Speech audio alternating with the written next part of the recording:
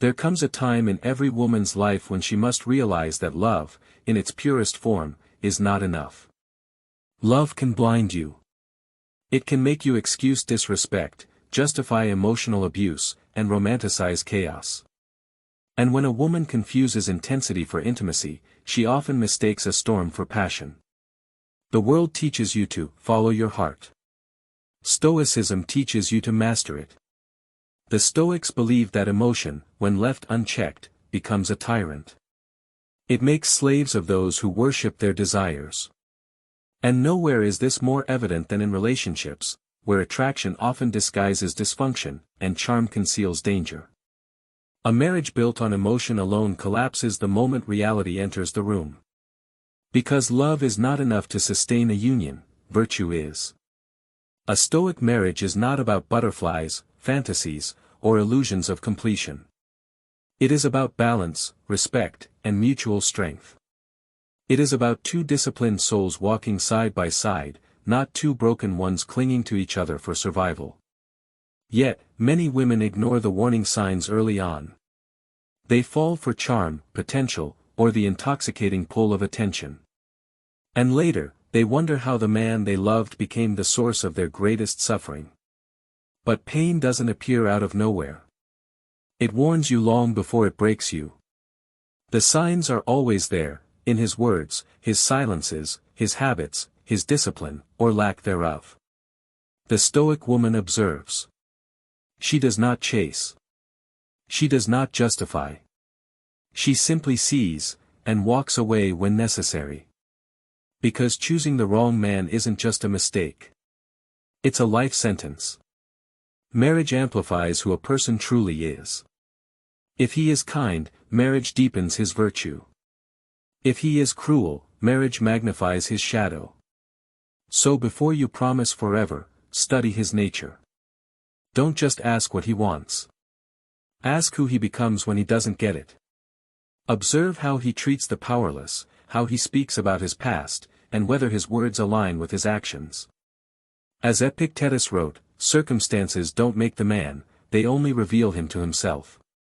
In this reflection, we will look at 10 men no woman should ever marry, not because they are unworthy of love, but because their nature makes peace impossible. And Stoicism reminds us, peace is the highest form of love. 1. The Narcissist, the man who worships his reflection. At first, he seems magnetic. He compliments you endlessly, mirrors your interests, and makes you feel like the center of his world. He's charming, confident, and seems to glow in every room he enters. You might even think you've met someone extraordinary, a man who knows his worth. But soon, you realize something unsettling. He doesn't see you at all. He only sees a reflection of himself through your admiration. The narcissist's love is performance, not connection. He doesn't want partnership, he wants an audience. His affection is conditional, dependent on how well you feed his ego. The moment you stop admiring him, the mask cracks, and what lies beneath is cold, resentful emptiness. He will flatter you when it serves him. He will ignore you when it doesn't. He'll turn every disagreement into an attack on his greatness, and every success of yours into a threat to his fragile image. Marcus Aurelius warned against this kind of man centuries ago when he wrote, "It is the mark of a small soul to be over-concerned with what others think of him." The narcissist's soul is not small, it's starved. He feeds on validation because he cannot face the silence within. At first, he seems disciplined, always well-dressed, articulate, driven. But his motivation is vanity, not virtue. He does not seek excellence for the sake of moral growth, he seeks applause. And applause is a drug that never lasts. In a relationship, this man drains your light. He will compare you, diminish you, and subtly make you question your value, not because you are unworthy, but because your strength threatens his illusion of superiority. If you ever try to hold him accountable, he will twist the truth until you doubt your own memory. He will project his flaws onto you, accusing you of the very things he does, a psychological warfare that Stoics called passions without reason. You cannot heal a man who refuses to see his sickness. You cannot love someone who loves only himself. The Stoic woman recognizes this truth early. She does not confuse confidence with arrogance or leadership with domination. She sees that true strength is humble, and true masculinity does not require worship, it commands respect through virtue. If a man needs to belittle you to feel powerful, he has already declared war against peace. And peace, once lost, costs far more than love ever gave. So if you meet the narcissist, walk away. Don't try to outshine him, outlove him, or outreason him. The only winning move is silence and distance. Remember. You deserve a man who sees you, not one who uses you as a mirror for his ego. Because love built on illusion is not love, it's self-deception. 2. The victim, the man who never takes responsibility. He tells stories filled with sorrow, of betrayal, injustice, and pain. Everyone in his past is to blame for something, the ex who destroyed him, the boss who never appreciated him, the world that's always unfair. At first, you sympathize. His vulnerability seems authentic. You want to help heal him. You think your love might finally be the safe place he's been searching for. But over time, you notice something, his wounds never close. He lives inside them. The victim wears pain as identity. He finds comfort in misery because it absolves him from growth. Responsibility feels like a threat, it would mean facing the truth that his suffering is partly his own creation. Marcus Aurelius once wrote, "You have power over your mind, not outside events. Realize this, and you will find strength." But the victim rejects this wisdom. He gives all his power away, to people, to circumstances, to fate. He says he wants peace, yet he clings to chaos. He says he wants love, yet he sabotages every chance for it. Because deep down, he doesn't seek healing, he seeks pity. And pity is poison disguised as compassion.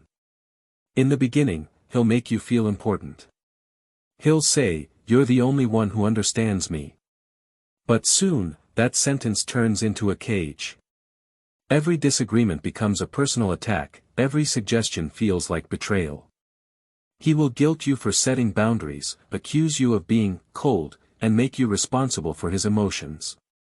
You'll find yourself apologizing for things you didn't do, trying to fix storms that existed long before you arrived. And little by little, his helplessness will drain your strength. You'll start shrinking, emotionally, spiritually, and mentally, until your energy revolves around keeping him stable. The Stoics taught that a man's greatness lies in his ability to govern himself. Epictetus said, "No man is free who is not master of himself." But the victim is a slave, to his past, to his emotions, and to his excuses. You cannot build a peaceful marriage with a man who cannot govern his own soul. Because when life tests you, and it will, he won't stand beside you, he'll collapse behind you. When problems arise, he won't say, "How do we fix this?" He'll say, "Why are you doing this to me?" The victim lives in a world where everyone is responsible but him. And in that world, love cannot survive. A Stoic woman knows that compassion is sacred, but it must be paired with wisdom. You can hold a wounded man's hand, but you cannot live inside his wound. If he refuses accountability, if every apology is followed by the same behavior, you must let go, not because you stopped caring, but because he stopped trying. Love does not exist without responsibility. And a man who will not own his life will eventually consume yours. 3. The controller, the man who mistakes domination for love. He loves you, but only on his terms. He wants to know where you are, who you're with, what you're wearing. At first, it feels like protection, he just cares, you tell yourself. But over time, care turns into control. Attention turns into surveillance. And love turns into possession. The controller doesn't seek partnership, he seeks ownership. His fear of losing control disguises itself as devotion. His insecurity hides beneath the language of concern. He needs to feel superior to feel safe. This type of man often grew up powerless, ignored, humiliated, or abandoned, and he swore never to feel weak again. So he became a tyrant in his relationships, mistaking dominance for strength. But Stoicism teaches the opposite. No man is more powerful than he who has conquered himself. And the controller has not conquered himself, he has merely transferred his inner chaos onto you. He will make decisions for you, for your own good. He will isolate you slowly, first from certain friends, then from family, then from your independence. He will test your obedience, not your loyalty. And every time you yield, he grows bolder. He will demand your honesty but hide his own. He will accuse you of betrayal when you simply express individuality. To him, your strength is rebellion. Your silence is respect. Your submission is proof of love. But here is the Stoic truth. Control is the weapon of the weak. The man who needs to dominate you is not strong, he is terrified of losing power over himself. Marcus Aurelius wrote, "The best revenge is to be unlike your enemy." Likewise, the best response to the controller is not argument, but detachment. Do not try to reason with him, he interprets logic as defiance. Do not try to heal him, he confuses empathy with surrender. Leave before your spirit learns to live inside fear. Because once you start adjusting your behavior to avoid his anger, you've already lost your freedom, and no love is worth the price of your peace. A Stoic marriage thrives on mutual respect. In it, love is not a leash, it is a shared direction. But with the controller, the path always leads one way, toward submission. He does not want a partner. He wants a mirror that never speaks. So remember. A man who demands control does not love you, he fears you. Because your independence reminds him of everything he is not. 4. The dream seller, the man who promises the world but delivers nothing. He paints the future in gold. He tells you stories of how life will be, the house you'll live in, the trips you'll take, the wealth you'll share. He talks about destiny, fate, and divine plans. His words are intoxicating. His energy feels magnetic. You feel chosen, special, as if you've been invited into something extraordinary. But with time, you realize, he lives in a world made entirely of promises. The dream seller thrives on illusion. His words are his currency, and he spends them freely because they cost him nothing. He lives by potential, not performance, by fantasy, not follow-through. Every time you question his inconsistency, he'll charm you again with visions of the future. He'll say, "You just have to believe in me." And you will, for a while. Because believing feels easier than accepting that he's unreliable. The Stoics warned against this type of self-deception. Seneca wrote, "We suffer more often in imagination than in reality." And that's exactly how the dream seller survives, by keeping you trapped in imagination. He will talk about starting businesses but never finish a plan. He'll speak of marriage but never take the first real step. He'll tell you he's just waiting for the right time, but the right time never comes. His charm is not evil, it's cowardice disguised as ambition. He fears effort. He fears discipline. He loves the glory of vision but hates the burden of consistency. If you marry him, you'll end up living in a permanent future tense, always, almost, soon, someday. You'll age inside his promises while your reality starves. The Stoic woman understands that love must be rooted in action, not words. She knows that discipline is love's greatest proof. A man's dreams mean nothing if he cannot face the monotony of daily effort. So when you meet a man who speaks beautifully but delivers inconsistently, listen not to what he says, watch what he sustains. Because a man who cannot keep small promises will never fulfill great ones. The dream seller loves the sound of his voice more than the truth of his silence. And the moment you stop buying his illusions, he'll move on to someone else who will. 5. The addict, the man enslaved by his impulses. He doesn't live for purpose, he lives for escape. His life moves in cycles, pleasure, guilt, denial, and collapse. Whether it's alcohol, drugs, gambling, pornography, or even the constant pursuit of novelty, he is a prisoner of his own cravings. You may tell yourself it's not that bad, that he's just stressed, that he needs time, that love can heal him. But love cannot heal what refuses discipline. The addict is not defined by his vice alone, he is defined by his surrender to it. He replaces virtue with indulgence, peace with stimulation, and reality with distraction.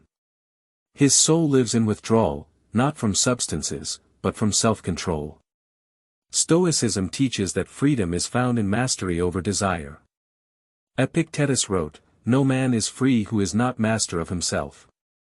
And that is the tragedy of the addict, he is a man who confuses liberty with license. He thinks freedom means doing what I want, when in truth, it means doing what is right even when I don't want to. You'll notice it early if you're watching closely.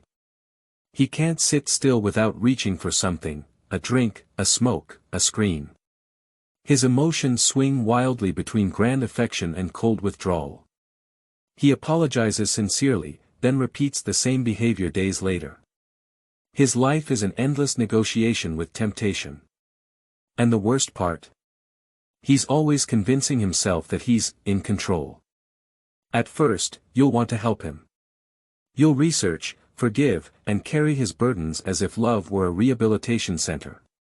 But the more you try to save him, the deeper you sink into his chaos. You'll begin to mistake anxiety for intimacy, adrenaline for love. Because the addict's life is a storm, and when you stand too close, you begin to mistake lightning for warmth. Marcus Aurelius warned, "A man's worth is measured by the things he pursues." The addict's pursuits are hollow, they offer a momentary high but no direction. He has traded his potential for pleasure.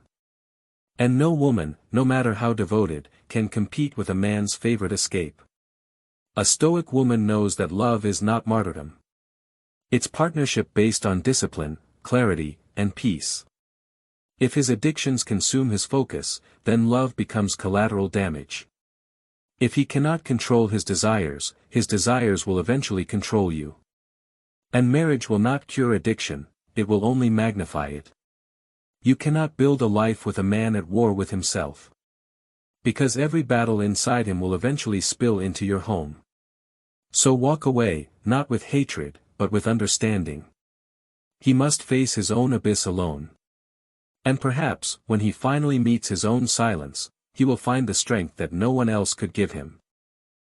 6. The cold strategist, the emotionally unavailable manipulator. He is calm, intelligent, and unreadable. He never raises his voice, never loses composure, and always seems in control. At first, this composure attracts you. It feels like strength, a rare kind of masculine serenity. But soon, you realize it's not serenity. It's emptiness. The cold strategist understands emotions, not to feel them, but to use them. He studies your weaknesses like a chessboard. He knows when to withhold affection, when to withdraw attention, when to reward or punish. His calmness isn't peace, it's calculation. This man is often mistaken for stoic. But make no mistake, he is not stoic, he is detached. A stoic man feels deeply but governs his emotions with virtue. The cold strategist feels nothing and governs with manipulation. Where stoicism is rooted in wisdom and moral strength, cold detachment is born of ego and control. You'll notice he avoids emotional intimacy. He listens, but rarely shares. He compliments you, but never reveals his truth. He disappears without explanation, then reappears as if nothing happened. And when you express hurt, he calls you too sensitive. His goal is not connection but dominance through emotional imbalance. He wants you uncertain, always guessing, always craving what he withholds. He creates distance so that you chase it, power through absence. Seneca wrote, "He who controls others may be powerful, but he who has mastered himself is mightier still." The cold strategist has mastered control, not self. He uses silence as punishment, affection as strategy, and detachment as armor. He's terrified of vulnerability because vulnerability requires truth, and he's built his identity on illusion. You will never feel emotionally safe with him, because he defines intimacy as weakness. And yet, his stillness draws you in, because in a world of loud men, his quiet feels like mystery. But mystery without morality is danger in disguise. A Stoic woman must learn to differentiate between composure and coldness. One is built on peace, the other on pride. The cold strategist doesn't want love, he wants control disguised as calm. And his greatest manipulation is convincing you that his lack of emotion means depth, when it really means distance. Do not waste your fire warming a man made of ice. His silence is not wisdom, it's indifference. His control is not strength, it's fear of being known. The Stoic lesson is simple: love must be mutual openness, not one-sided decoding. If you must constantly interpret his moods, you're not in love, you're in captivity. 7. The financial parasite, the man who sees women as an escape plan. He enters your life subtly, often appearing ambitious and grateful. He praises your stability, your generosity, your work ethic. But underneath the compliments lies a quiet intention: dependence. At first, you enjoy supporting him, you see potential, vision, and humility. You tell yourself you're building together, that you're just helping him get on his feet. But slowly, the scales tip. His gratitude turns into expectation. And one day, you realize, you're carrying the entire relationship alone. The financial parasite doesn't necessarily lack intelligence, he lacks drive. He thrives on the energy, money, and ambition of women who overgive. He mistakes your kindness for permission and your effort for obligation. Stoicism teaches that every person must stand firm on their own reason. Independence is not just financial, it's moral. And a man who refuses to bear the weight of his own life will always find someone else to bear it for him. He talks big but acts small. He always has an excuse: the market is bad, people are unfair, luck hasn't come yet. He blames the world but never himself. He lives off your effort and justifies it as love. But love is not a welfare system. It's an exchange of strength and purpose. And when one partner becomes the sole provider, emotionally, financially, spiritually, resentment begins to rot the foundation. Marcus Aurelius wrote, "Waste no more time arguing about what a good man should be. Be one." The financial parasite spends his life arguing, never becoming. He speaks of dreams but never moves toward them. He praises your ambition while quietly resenting it.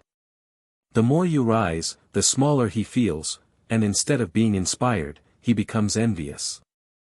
He will start subtly undermining your success, mocking your goals, or making you feel guilty for your achievements. Because in his world, your success is his humiliation. A Stoic woman knows that generosity is a virtue, but enabling weakness is not. To build peace, both must contribute, not necessarily equally, but responsibly. If he is content being carried, you will grow tired. If he refuses responsibility, you will grow bitter. A man who will not work for himself cannot build with you. Because without self-reliance, there can be no respect, and without respect, love decays into dependency. 8. The eternal boy, the man who refuses to grow. He's fun, spontaneous, and full of charm. He makes you laugh. He knows how to turn every moment into an adventure. At first, being with him feels like freedom: no rules, no pressure, just pure emotion. But soon, you realize you're not in a relationship with a man. You're in one with a boy who refuses to become one. The eternal boy fears maturity. To him, responsibility is confinement, commitment is suffocation, and discipline is dull. He wants the pleasures of adulthood without the burdens that come with it. He loves the idea of love, not the work it requires. You'll hear it in his words. "I just want to live in the moment. I'm not ready for something serious right now. It's not that I don't love you, I just need space to find myself." He disguises immaturity as self-discovery, and selfishness as freedom.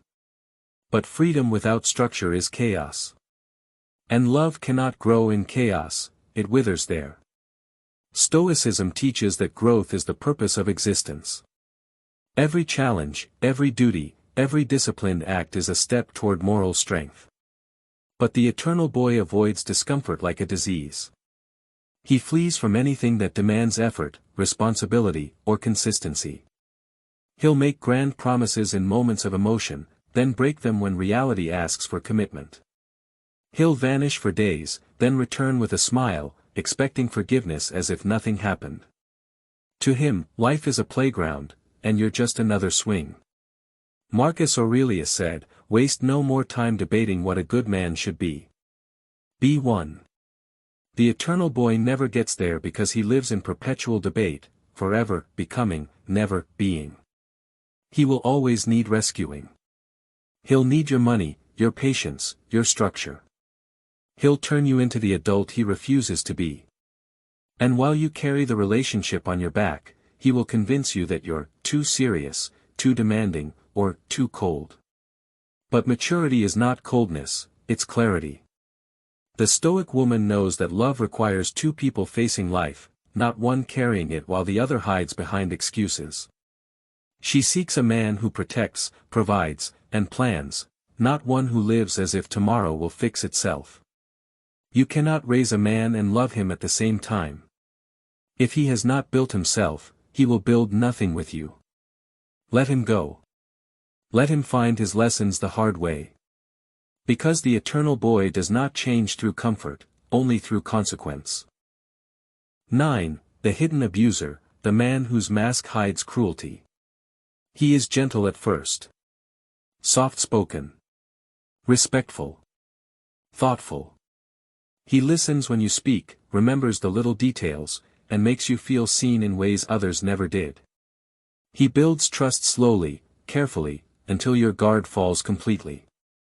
And that's when he begins to reshape you. The hidden abuser is the most dangerous kind of man, not because he attacks openly, but because he destroys silently. He doesn't shout, he erodes. He doesn't strike, he isolates. His weapon is not his hand, but his control of perception. He will make you question your own memory, your emotions, your sanity. When you confront him, he'll say, "You're overreacting." When you cry, he'll say, "You're too emotional." When you express hurt, he'll say, "You're imagining things." You'll start to apologize for things you didn't do, to shrink your voice, to measure your words. Your confidence will fade slowly, not from insults, but from subtle corrections. He'll say he's just being honest, but honesty isn't cruelty, it's clarity spoken with care. His truth is a knife wrapped in politeness. The hidden abuser understands psychology deeply. He studies your empathy and weaponizes it. He'll share sob stories about his painful past, so that every time he hurts you, you'll excuse it as trauma. And you'll find yourself protecting him, even from your own pain. But Stoicism warns, pity without discernment leads to slavery.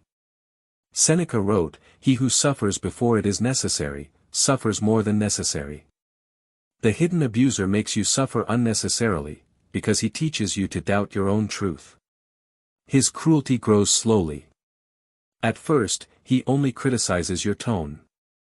Then, your friends. Then, your dreams. Until one day, you look in the mirror and realize the woman staring back has been silenced, not by fear, but by exhaustion. The Stoic woman must remember, no man who truly loves you will confuse control with care.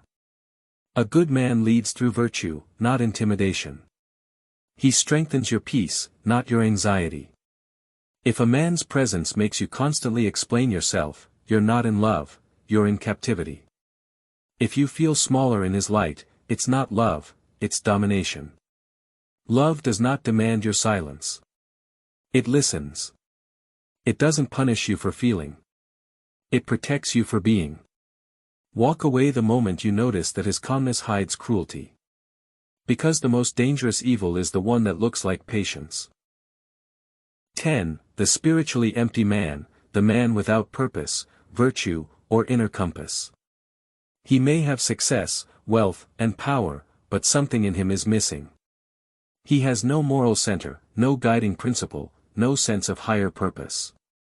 He chases pleasure, ambition, and validation, yet nothing ever fills the void inside. At first, he seems admirable. He's driven, confident, and knows what he wants. But his desires have no direction beyond self-interest. He wins without meaning, accumulates without gratitude, and loves without depth. The spiritually empty man lives only for external victories, the cars, the status, the applause. He is the embodiment of everything the Stoics warned against. A man ruled by externals, blind to his own soul. Marcus Aurelius wrote, "A man's true delight is to do the things he was made for."